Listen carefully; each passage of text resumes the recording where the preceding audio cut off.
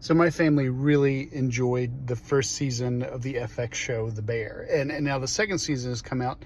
We're enjoying it so far, but we're being kind of slow watching it. We're only 2 or 3 episodes in, and I want to talk about something from the most recent episode that felt like a daimonic lesson. If you don't know The Bear, it's on FX. It's a show about the Chicago restaurant that's going from being kind of just like a sandwich shop, and it's trying to turn into like a fine dining destination restaurant. And it stars David Allen White. Now, if you don't know this kid, if you see him, you might have seen him, I think, on the show Shameless before. And like, to look at him, like all the individual units of his face are just kind of a mess. Like they just, none of them, you don't look at any of them and think, well, that's a classically handsome nose, or that chin is really, doing the work. But somehow you put all these lesser units together to create the whole of his face, and this kid is beautiful. I mean, he's a really good-looking kid, and I say that as a heterosexual male. I look at him and I'm like, he's beautiful. Like this, like I want to look like this guy. But enough about that. Everybody on the show is, there's a lot of beautiful people on the show, and I mean that.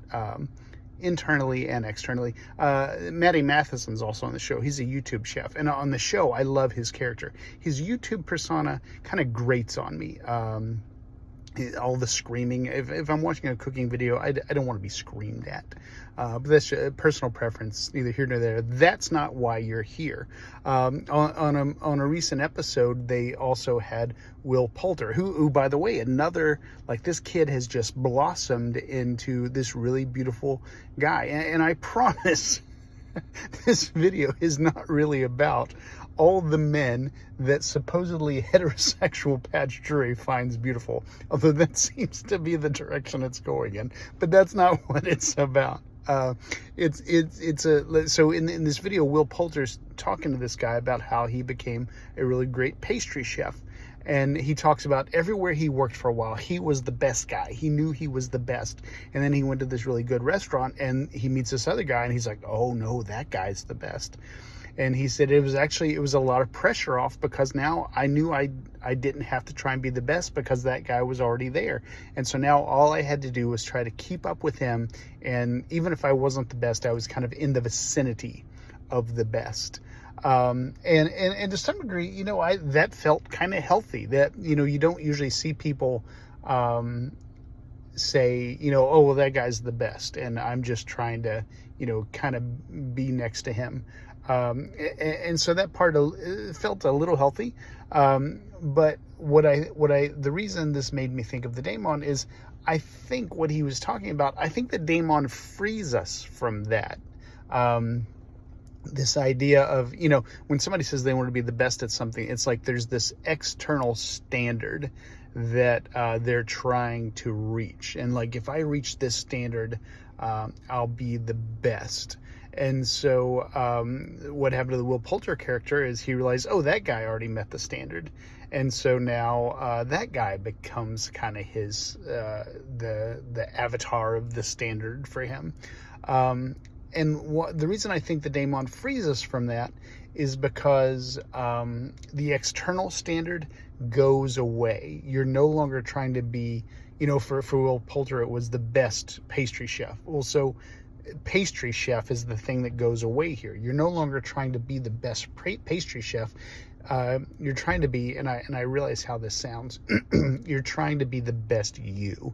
And that sounds like an after school special or a greeting card.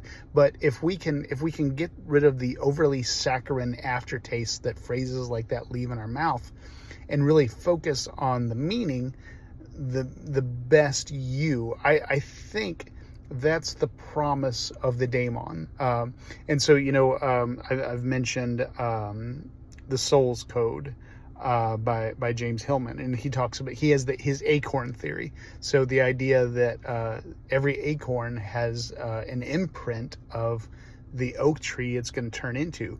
Well, that imprint, that image, that blueprint isn't a blueprint for a standard oak tree. Like, you're not trying to become the best oak tree.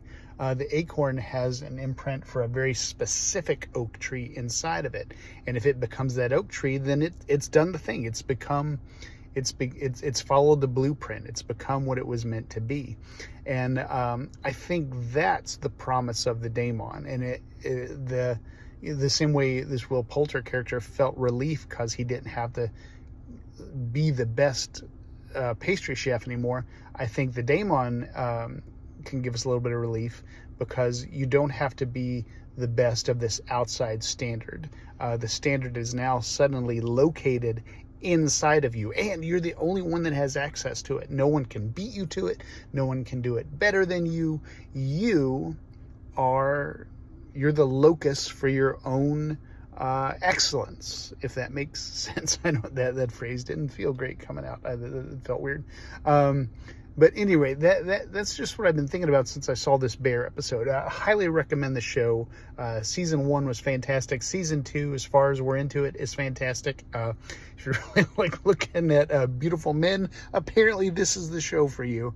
And I'm gonna go think about why that was such a large part of this video. But at any rate, really, I think the message here, the lesson here, the potential exercise here is to start internalizing the standard that we're trying to match or meet, and realize that it exists inside of us completely. It's not an outside standard, and that when we try to meet an outside standard, we're really kind of carrying somebody else's wood for them, or chopping somebody else's wood for them, carrying their water. I got my metaphors mixed.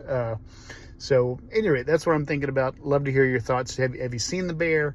Do you have these weird preoccupations with male beauty that I have?